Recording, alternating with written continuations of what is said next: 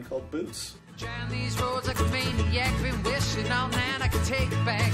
Skid off the curb, but I'm still alive, so we're sucking on into four-wheel drive. We're going all night, but it ain't even 5 yet. I think we're a folk band that has a lot of influences, because we all kind of come from our own different kind of areas, and the four of us all have our own kind of unique things that we kind of bring to the table. But I think if you just came into a bar and listened to us, we're like, oh, that's a folk band. It might be folk country, but there's definitely even more alternative and progressive influences. I think if we just did one specific genre and did it every night, I don't think that we would be satisfied, because I think there's enough diversity in the stuff that we listen to, and I think it's good to kind of stretch out in those different directions, because you never know where you're going to pull inspiration from something. You hear a cool melody or a cool groove, you can still pull it into a folk song, and you can every other kind of music with any kind of oral history, you kind of borrowing little bits and pieces and influences and stuff like that, and that's what creates new things. And that's kind of what I think we're trying to do, is pull from the old stuff to make something new where it's familiar, but at the same time it sounds like us. We gotta fill things in, because we lack we lack the rhythm section that a lot of bands do, and so it makes us do a lot more oohs and ahs and a lot of more background vocals, and it creates our own sound.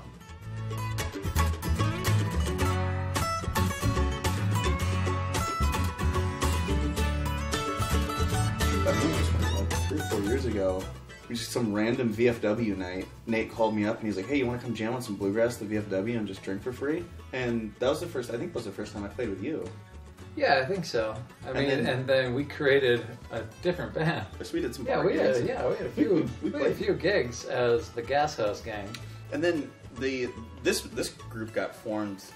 I got a message from Chris Hennon. He just asked if I'd be interested in opening up for Curtain Your Sandstone. So I just called up Nate and Mark. I was like, hey, I got this gig. Do you guys just want to just do this one-off gig and just get drunk and have fun?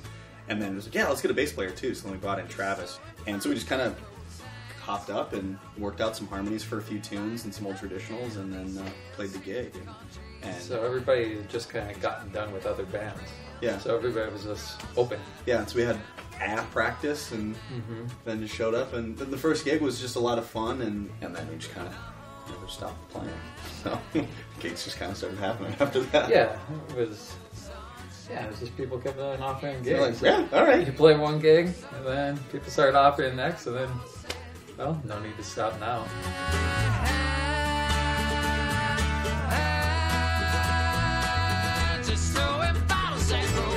I really loved our job that we did, the Shooter Jennings night. That was really fun. That was probably the one where we were most focused. We were going to put our best foot forward.